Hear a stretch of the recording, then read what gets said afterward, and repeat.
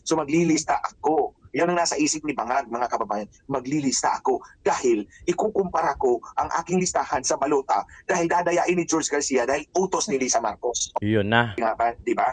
Na hindi nagtutupad yung balota at yung voter receipt. Ano nga ba ito yung paliwanag ni George Garcia doon? Nakalimutan lang daw ng mga botante yung kanilang binoto.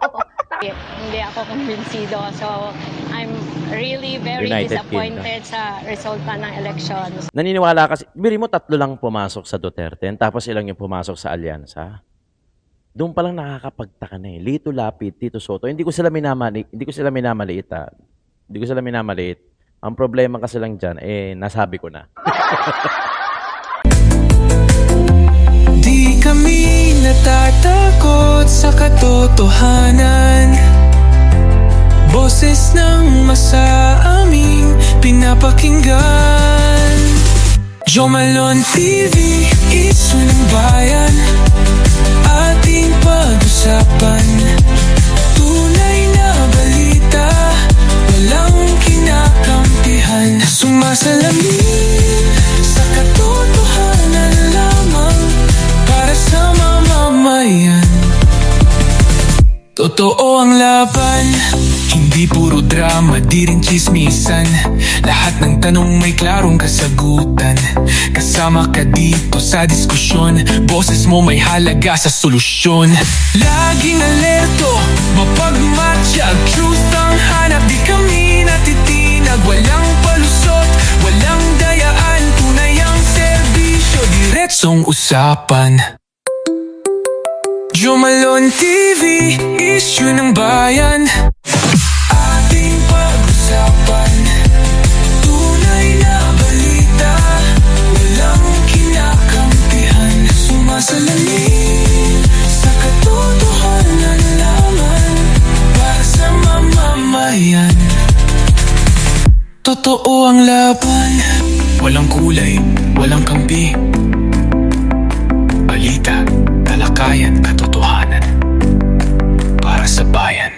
Alright, what's up mga kayon? Welcome back pa rin syempre dito lang sa Joe Malone TV para sa programa natin na Issue ng Bayan. Ating pag-usapan, tunay na balita, walang kinakampihan, sumasalamin sa katotohanan lamang. Today is Friday, May, 16, araw ng Friday. Kaya naman magandang umaga, hapon o gabi sa inyong lahat mga kayon. Kuya, maraming salamat. Medyo gumaganda yung views natin. Siguro na-appreciate na rin. Kailangan palang paringgan itong si YouTube.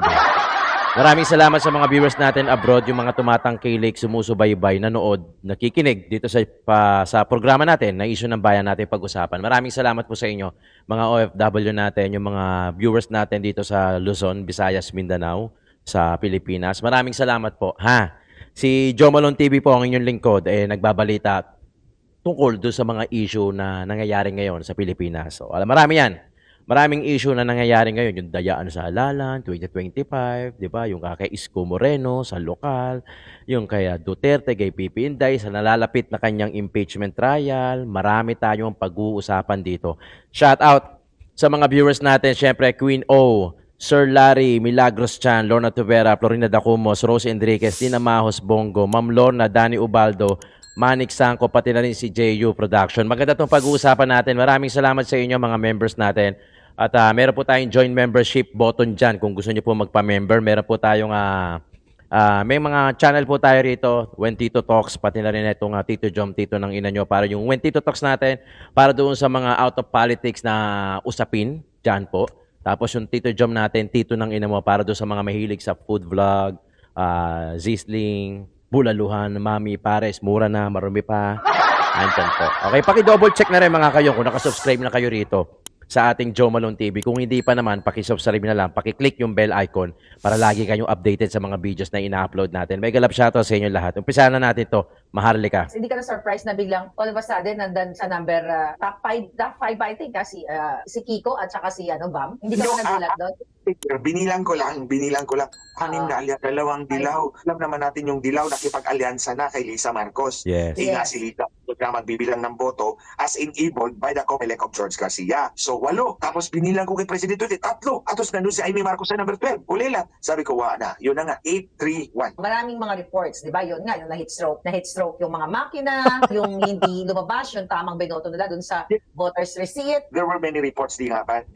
Na hindi nagtugmat yung balota at yung voter receipt. Ano nga ba ito yung paliwanag ni George Garcia doon? Nakalimutan lang daw ng mga botante yung kanilang binoto.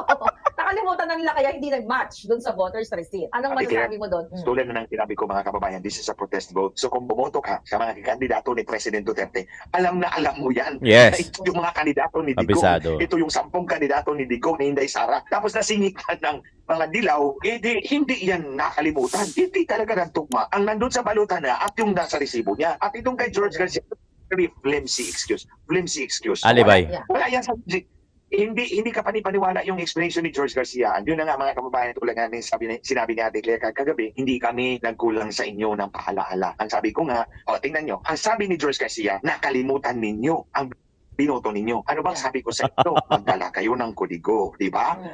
Kaya nakalusot yung wakwak na yan. Mga wakwak yan sila Lisa Marcos, si George Garcia, they belong to the same feather. Kaya nakalusot yung kanyang illogical na, insensical na sagot. Kasi wala kayong hawak na kodigo. Si Marcos nga, si Pangag nga. Hawak na kodigo.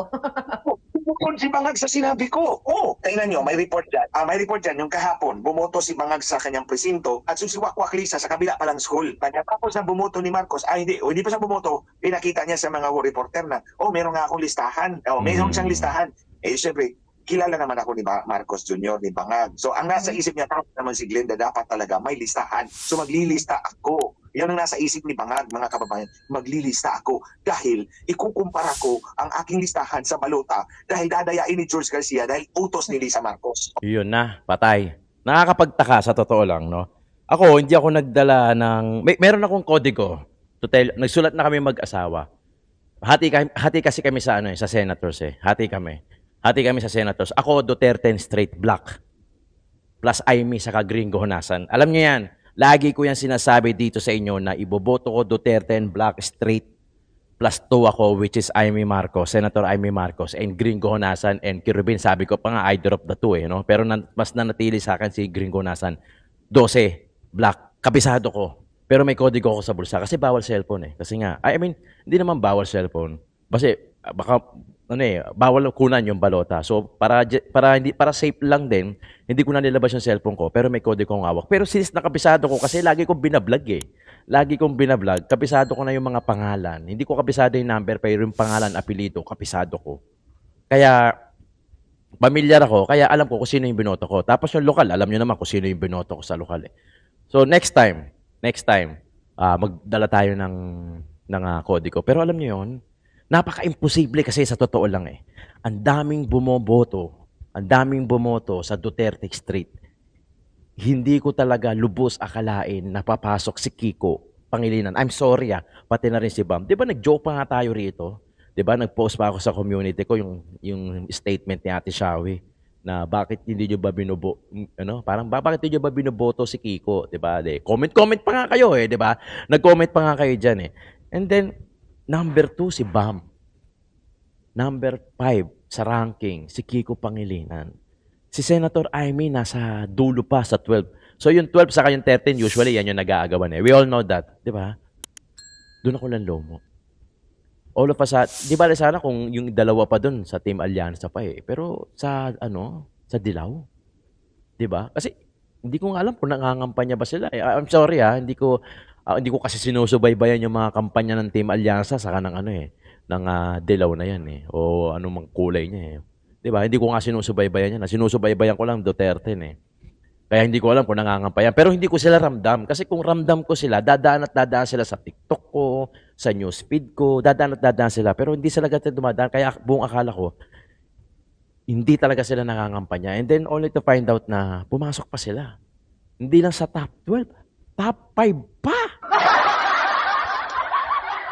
Di ba? Yun. Maraming sumunod sa atin, Attorney Glenn, na nagbitbit talaga sila ng kanilang mga listahan. Pero may mga instances na nagrereklamo sila doon sa BEI, 'di ba, doon sa mga officers doon sa school, 'di ba? Parang wala na kaming magawa eh. Parang hindi ini-entertain. May mga ganung reports na hindi ini-entertain yung kanilang complaint. Hindi So pwede. may Pwede mga ganong instances. Board of Election Inspectors niyan. So next time, mga kababayan, tandaan ninyo ha, ulitin ko na naman, kahit si Marcos nagdala ng kodigo ayon sa suggestion ko, sumunod siya dahil alam niya na dadayain ang kanyang asawa ang halalan at wala siya magagawa. At least may kukumpara siya kung yung resibo niya hindi tugma. At sasabihin niya kay Lisa, see, you are very effective in cheating the people. Oh. Yeah. So, talaga kayo ng at pag sinabi ng teacher, yung pala, hindi ko to nasabi sa inyo. Pag sinabi ng teacher na wala na kaming magagawa, gamitin nyo yung pangalan ko, sabihin nyo, ang turo sa amin ni Atty. Glenchong iparecord dyan sa minutes of voting. Ayun din naman, Sinabi ko din natin naman. yan, I think. Sinabi natin Pero yan. hindi ng gusto, pag hindi tugma, mag-record, magpa-record kayo, ipalagay nyo sa minutes of voting. Kaya nga merong minutes of voting para yung mga abogado makikita yung ebidensya, Yes. may trace kung anong nangyari doon. Sino kasi hindi naman pwedeng sabihin natin na sabi ni Pulano, sabi ni Pedro, sabi ni ganito, we look at the minutes of voting. So dapat nandun yung kanyang complaint. At huwag kayong pumayag na sabihin ng teacher na wala kang magagawa. Wala kang magagawa sa makina.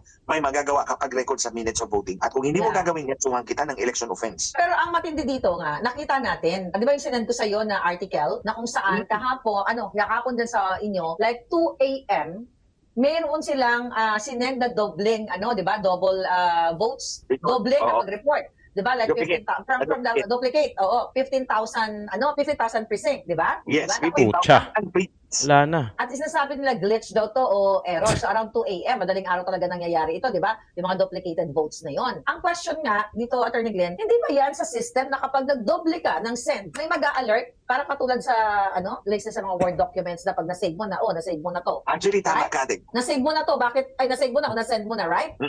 Are you going to send it again? O, di ba? Yes, tatanungin ka. Oo. Dapat merong ganun. So, bago ko sagutin yan, tapusin ko lang yung election offense. Kasi may Okay, experience ako dito. Etong watcher bata, ang watcher bata, pero the good thing is, sinabayan siya sa kanya, sumaba yung nanay niya, kasi nga bata. So, pinalalayan siya ng nanay niya. So, nakuha nila yung election return para kay Christine Takahashi. So, sa Lapu-Lapu Okay. election return. Dumating naman yung abogado ng kalaban. Pilit niyang binabawi yung election return na hindi para sa kanila. Para sa kandidato na si Christine Takahashi yun. Hindi yun para sa ibang kandidato. Mayroon silang sarili na wala siguro. So ito, nagbabata ang abogado. Pag hindi mo binigay yan, pabubuksan ko itong ballot box. Oh, ang ballot box yun na. Tapos na-impake na. Nasilyo na. Maayos na. Ready for transport back sa munisipyo. Nagtataka yung abogado. Pag hindi mo binigay sa akin yung election return ninyo, ito pabubuksan ko to. Edi tumawa. Naghanap ng abogado yung nanay. So hanggang umabot akin. So sabi ko, tinawagan nanay, sabi ko sa nanay na, Nay, kaninong election return yan? Sabi niya, para sa poll watcher po ninyo, kay Christine Takahashi. Sa inyo ba talaga yan? Sabi niya, oo, inalalayan ko lang yung anak ko. Sabi ko, sige, huwag mong ibigay dyan sa abogado. Sabi niya, attorney, bubuksan daw niya yung ballot box. Pipilitin niya. Edi sinabi ko, sabihin mo, na abogado mo si Glenchong. Yun, sabi ko, sabi ni Glenchong, hindi raw ibibigay namin ang election return copy namin. Tapos pag binuksan mo na yung ballot box, kakasuhan ka niyan election offense for ballot tampering and for tampering of the ballots and ballot box. Ayun, umatras. So, yun din mga turo ko sa inyo, kapag next time nang maghalalan tayo at ayaw i-record ng BEI, sabihin nyo, ang turo sa amin ni Glenchong ay ilista ninyo dyan sa minutes of voting Minutes ang of aming voting. reklamo. Kasi kung hindi, kakasuhan kayo ng election offense. Obligasyon ng ating mga guro ito. And for the teachers, ikaw naman, the most part of our teachers would want to comply. Pero siguro dahil mainit ka ang panahon, so overwork na rin sila. Alas 5 pa sila, alas 4 pa sila naman nagsimula. Record it. So anyway, tapos na tayo dyan dito. Di ba? Alam mo, may na-experience ko ulit. Kasi di ba bumoto ako. Bumoto ako nung Lunes, May 12. Tapos pumunta ako kay Boss Joey. Kay Boss Joey, basta. Yung mga politiko na yan pala, di ba, merong mga watcher yan. Alam naman natin, may mga watcher. May mga kanya-kanyang abogado yan. Yung mga abogado na yan, team yan, group yan. I'm sure lahat yan meron. Kung lalo na kung mga biyasa ka, lahat yan meron. So sila yung pumupunta pag merong problema sa precinct. Gaya nito. Yan. Kasi, halimbawa, kunyari sa Maynila lang, may bumoto, si nanay, si tatay, ang binoto nila si Yorme Isko Moreno. So nagkaroon ng error yung machine ganyan. Tapos syempre nagkakatalo na yan, sila BEI, nagkakatalo na yan. So pagka may ganun problema pala, tatawag pala yan sa group ng mga lawyer nung politiko na yon para sila kagad yung re-responde. Kasi hindi naman sila lahat laging nandoon eh. So meron silang lugar, parang satellite office na pag may reklamo, babachi kagad sila, pupunta kagad sila doon. Siyempre attorney eh. alam nila eh. No, pagka regular na mamamayan ka, baka mamaya kasi kinukuha yung ano, gaya ng case kay Gilenchong, na kinukuha yung gano'n, bubuksan yung machine, di ba? Sinasabing gano'n. Which is, syempre, kung ordinaryong mamamayan ka lang, hindi mo alam, baka ibigay mo yung balota mo, tapos hindi ihulog o may mga magic pang gawin dyan. Kaya usually, yung attorney yung lumalabas. Kaya importante yon para doon sa mga veteranong politiko. Hindi ko alam to, hindi naman ako eksperto. Pero yung nag-observe ako, meron ako nakita, group of lawyers na sila yung uma-attend doon sa mga may problema. Kunyari, may problema sa ganito. Siyempre, kanya-kanya politiko yan. May problema sa ganito. Iba kasi pagka-attorney na yung nagsasalita. Pag lawyer yung nagsasalita. Kasi alam nila yon. Trabaho nila yon, alam nila yon. Kumbaga, parang ganito lang yan. Ikaw, tayo, ordinaryong tao, kumbaga, tubero. Hindi niya papakialaman yung trabaho ng doktor. Kasi tubero siya eh. Likewise, yung doktor, hindi niya papakialaman yung trabaho ng tubero. Ganun din sa ano. Iba kasi pagka-attorney yung nagsalita. Diba? Hindi man natin alam yun eh. Diba? Hindi naman natin trabaho attorney, hindi naman tayo attorney unless attorney ka. So, alam nung attorney yun. So, pag may reklamo doon sa precinct, re-responde yung attorney ng politiko na yon. So, they are group of lawyers out there. Kanya-kanyang politiko. Sila yung rumiresponde kung mayroong problema. Okay? Yun ang experience ko. Di ba? Alam na natin to. Kung ako tatanungin, mas okay pa nga yung manual counting eh. Yung unang panahon, yung kung saan yung ballot boxes na, na yon yung inuhulugan. Di ba? Alam niyo yan, di ba? Alam niyo yan. Na para doon sa mga tito-tita dyan, lolo-lola, alam niyo yung sinasabi ko na yung noon bago pa yung machine na yan. Mas okay pa nga yun kung tutuusin eh. Alam mo, ang tanging daya lang doon, mag-brand out at saka nakawin mismo yung buong box. Di ba? Pag ninakaw yung buong box, yan, sigurado, papalitan ng box na nila yan. Di ba? Meron silang copycat na box na. O kaya mag-brand out in the middle of counting, yung bilangan. Tapos pag sindi ng ilaw, boom! Puking ina. Ang lamang na. Di ba? Yun lang ang daya. Kaya di ba noon, ang sinasabi noon, sana wag mag-brand out. Di ba? Pagka nag-brand out, puta matik, daya na yan. Di ba? Mas okay pa yun. Di ba? Mas okay pa yun. Kumpara ngayon na machine, oo, mabilis. Mabilis mag-transmit. Yun nga lang, mabilis din yung daya. Mabilis yung transmit, mabilis mo malalaman. Overnight, malalaman mo na kagad kung sino nalo. Kumpara noon na manual, guhit ng ganun. Di ba? Pero mas okay ako doon sa dati. Yun nga lang talaga, matagal, pipila ka lang. Yung counting nun, putya, ilang araw yun. Lalo na pagka national election. Kasi syempre, ang dami. Pero pag ang mga local, mabilis lang naman.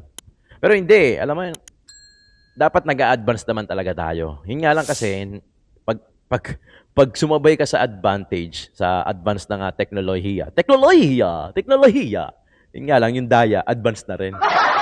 Yung dayaan, nagle-level up din, di ba? Panoorin natin to. Ayan. Ang resulta. Ilan lamang po ito sa mga komento ng mga overseas Filipino worker matapos nga po ang 2025 midterm elections. Anila, paano nga ba naungusan ng ilang kandidato ang PDP laban Duterte senatorial slate kung block grabe. voting naman ang ginawa nila? Narito ang balita ni Prince Tripoli. Hindi matanggap ng maraming overseas Filipino workers ang resulta ng 2025 midterm elections. Diretso ang kanilang reklamo. May daya daw ang halalan Yes. at minagic ang boto nila. Kaya hindi pumasok ang karamihan sa PDP laban Duterte senatorial slate na kanilang tinangkilik at initiman sa balota. Marami ang nagsasabing mali ang nangyari. Dahil kung block voting ang ginawa nila, bakit marami sa kanilang mga binoto ang hindi nakapasok? Sa London, naglabasan ang sama ng loob at pagdududa ng mga OFW na gustong ilabas ang kanilang hinaing. Ilan sa kanila ay tumaas ang kilay sa manoy hindi makatarungang mga gawain na sinasabing sumisira sa tunay na demokrasya ng bansa. Hindi ako kumbinsido. So, I'm really very United disappointed sa resulta ng election. So, sana umaasa pa rin ako na sa mga susunod na election ay may pakita natin or bumoto tayo ng tama at hindi tayo madadaya. So, sa ngayon ay Ang problema nga, bumoto na nga tayo ng tama eh. Kaso talagang dinaya eh, di ba? na ako talaga sa magic. Puta, there's a magic. It's real magic. So, parang hindi ko alam kung saan sila kumuha ng boto na ganong kalaki. Masasabi ko na hindi ako kontento sa resulta ng eleksyon.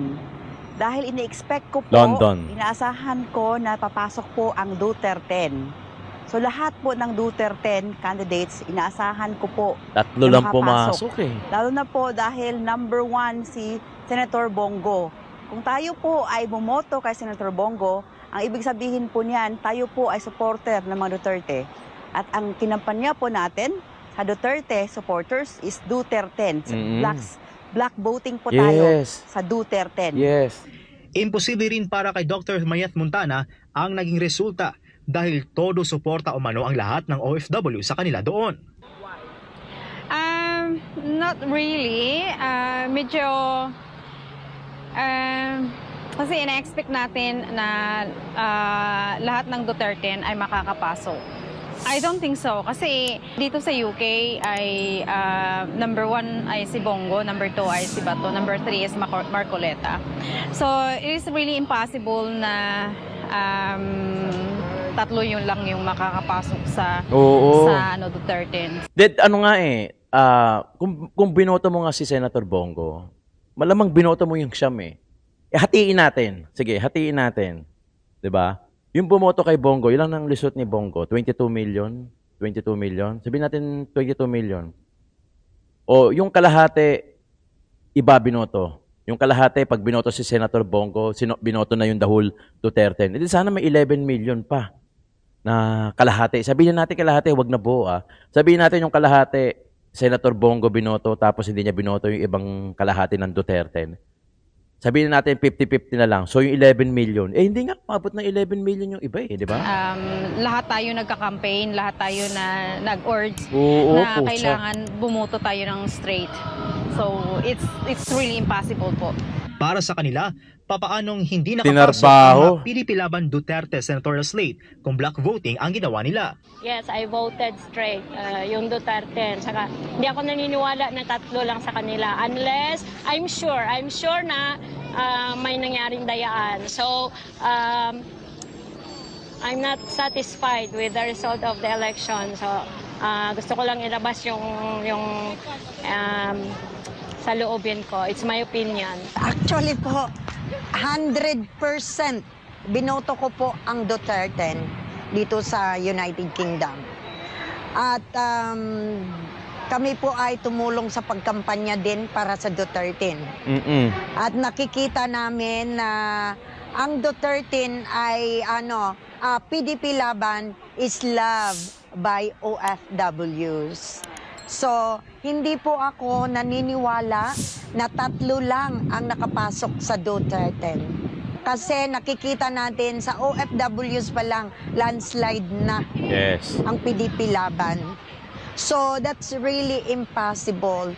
Wala Binoto talaga ko yan. po ang Duterte at hindi po ako makapaniwala na hindi po Nakapasok. nakapasok ang lahat ng Oh. 10 candidates ng Out senators of for 10, tatlo lang. PDP Laban. So, kailangan po nating tingnan kung ano po ang nangyari at buksan natin ang investigasyon. Bakit po hindi nasali sa top 12 ang ibang kandidato ng Duterte? Hindi po. Hindi po ako kumbinsido. Dahil napakahirap paniwalaan na tatlo lang ang nakakapasok sa Duterte. Oo. Kalokohan Lately yun. po, napakaraming supporters ang PDP. Lalo na dito sa Europe, lalo na sa mga OFW. Halos lahat yata, let's say 90% or 95% na PDP sa Duterte na kailangang butuhan natin straight. Me personally, myself, and I heard from somebody as well, na inaasahan nila na kahit 6 man lang daw Oo. ang nakapasok sa Duterte. So, hindi Kalokohan. po paniwala Yes. na tatlo lang ang nakapasok. Hindi rin nila mawari na bakit nakapasok ang ilang senador na hindi naman nila narinig o sumikat ang pangalan Yan. bilang kandidato. Ma'am, Oh yes, I was surprised na nakapasok si Aquino at saka si Pangilinan. It is really impossible. Maliban lang siguro kung kung baka may cheat or merong lagay doon. But I wasn't really convinced na makakapasok yung dalawa. Ang alam ko po, ang karamihan sa bumoto sa Duterte ay hindi rin po binoto si Bam Aquino at si Kiko Pangilinan. Para sa kanila, kung walang nagawa ang mga dating nakaupo sa pwesto noon, papaano na lang kung babalik pa ito ngayon? Kung wala silang nagawa noon, I'm sure sa kasalukuyan, wala pa rin silang magagawa. So, isa lang ibig sabihin niya, walang bagong Pilipinas.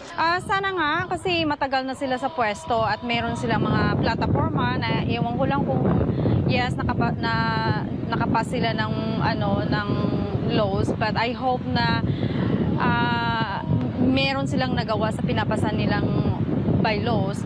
At sana nga naman na itong bagong mga senators na elected ay magkakaroon na ng panibagong batas sa atin na talagang gumagana po. Wala silang ibang pinagkakatiwalaang may magagawa sa bansa, kundi ang mga Duterte senatorial candidates lamang.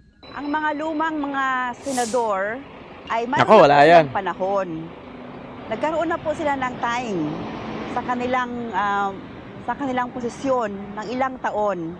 Kailangan na po natin ng pagbabago. We need fresh ideas. We need new people in our government. yes. True leaders na mag-implement po ng hindi lamang gumagawa ng batas, kundi mga programa na mararamdaman po natin, mararamdaman ng masa ang kanilang mga batas.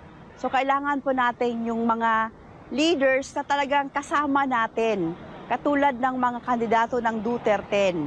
Kaya panawagan nila sa COMELEC, magkaroon ng manual voting para sa tunay na transparency ng boto ng mga Pilipino. Putang Dapat tagal talaga niyan. may ganun para makita. Kasi I'm not satisfied kasi hindi namin nakita talaga kung i-verify mo yung bawat boto ng mga tao, hindi lumalabas yung hindi tugma yung mga lumalabas sa mga binoto namin. So payag po ako na Manual. magkaroon ng manual counting ng votes. So sana mangyari po 'yon para mapatunayan talaga kung sino talaga yung mga nanalo. Hindi po ako kumpensido na halos mga alyansa na kandidato ang Nakapasok. sa top 12. Kasi kung titingnan nyo lang po dyan sa mga kampanya, maski walang ayuda ay punong-puno Tumatalo. po ang mga supporters ng Duterte. Kaya po, parang nakaka-shock. Nakaka-shock tayo ngayon sa resulta. Parang hindi unbelievable siya. So, if we don't believe that, then we have to open investigation for that. Naniniwala ang mga botanteng ito na sa pamamagitan ng kanilang boses, matutulukan ang mga maling gawain ng mga taong walang ibang iniintindi kundi pansariling interes. Umaasa sila na darating ang panahon na mangingibabaw ang tunay na pagbabago at magsisimula ito sa puso at isip ng bawat Pilipino na maninindigan para sa katotohanan. Di ba? Ito mga kayo na. Di ko alam kung aabot pa tayo rito. Pero ito lang yan. Ito lang yan. Naniniwala kasi, biri mo 3 lang pumasok sa Duterte, tapos ilang yung pumasok sa Alyansa. Doon pa lang nakakapagtaka na eh. Lito Lapid, Tito Soto. Hindi ko sila minamaliit. Hindi ko sila minamaliit. Ang problema kasi lang dyan, nasabi ko na. Attorney Vic Rodriguez, Lambino, di ba? Yan yung mga hindi nakapasok. Diyos ko naman, napaka-imposible. Attorney Vic, kumakampanya pa lang yan. Tinitira pa lang nila yung GAA. Talagang ang dami ng nanonood, ang dami ng supporters. Tapos pagdating na eleksyon, hindi mananalo. Kalokohan yan eh. Kalokohan yan. Tapos yung Dilawan, nakipag-collaboration sa Marcos administrasyon para lang ano. Ano lang to, ang dulo nito talaga, impeachment trial. Yan lang ang nakikita ko. Ito, teorya ko to. Kaya nag-collab yan dalawa. Maybe bumaba si Pula, kinausap si Dilaw. Let's bolt in. Di ba? Iisa lang naman ang goal natin. Ginito, latag ko. Plak. Ang goal. Isa sa mga goal, convict si VP Sara. Sa tingin niyo ba, you think this is all about confidential funds? No. No. This is all about the Dutertes. Yun lang yun.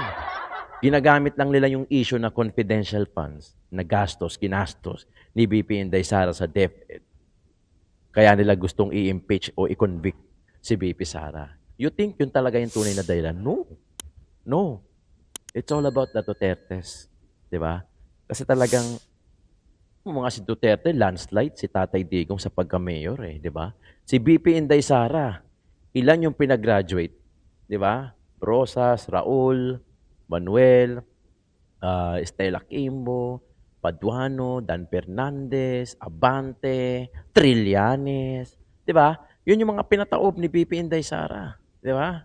O may mga iba pa na nakapasok Yung sa District 2, si Valeriano.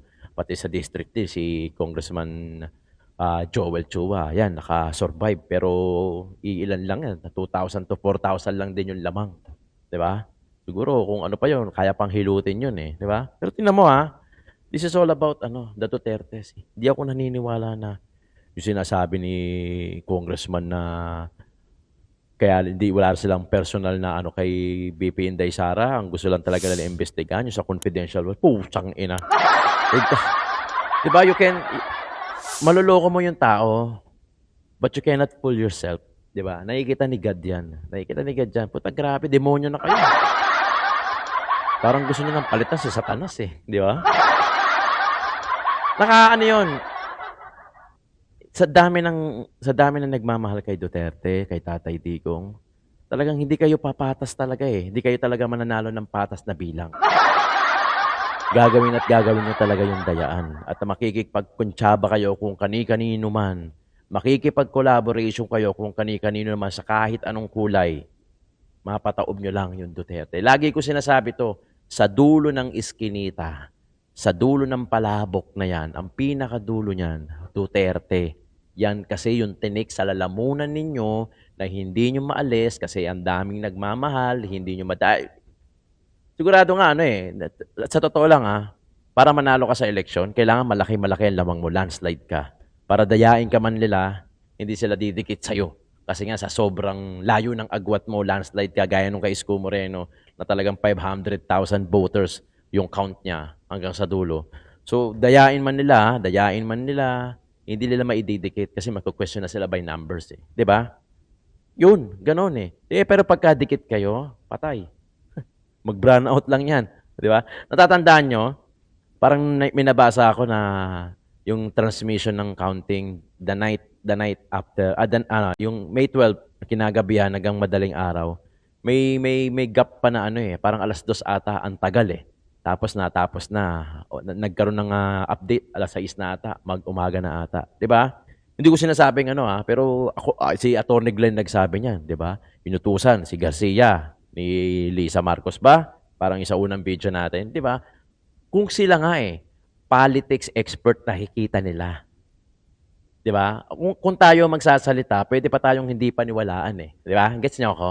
Kasi ordinaryong tao lang naman tayo, ordinaryong political vlogger lang tayo. Kung kayo yung magsasalita na nanonood, magko-comment dyan sa akin sa baba, pwede pa nga kayong hindi paniwalaan kasi napanood mo lang yan Sigurado ka bang tama yan? Attorney ka pa. Pero ito na yung nagsasabi. Sila Attorney Glenn Chong na nagsasabi. Di ba? Si Attorney Respicio. Di ba? Yan yung dalawang yan na talagang kinanalila yung machine. Si Comelec Garcia. Talagang pinukpukan talaga nila, Talagang pinalabas talaga nila na ganito dapat yung machine, ganito dapat. Kumbaga nilatag sa akin kung sila nakikita nila 'di ba? Tayo nanonood, nakikinig, 'di ba? Kasi may tendency kasi na yung ma-absorb natin mali dahil hindi yung tao hindi mapagkakatiwalaan o hindi reliable source. Tagal nang Pero etong sila Atty. Glenn Chong, 'di ba? Ito yung talagang sumusubaybay at talagang alam nila yung kalakaran sa ganyan. 'Di ba?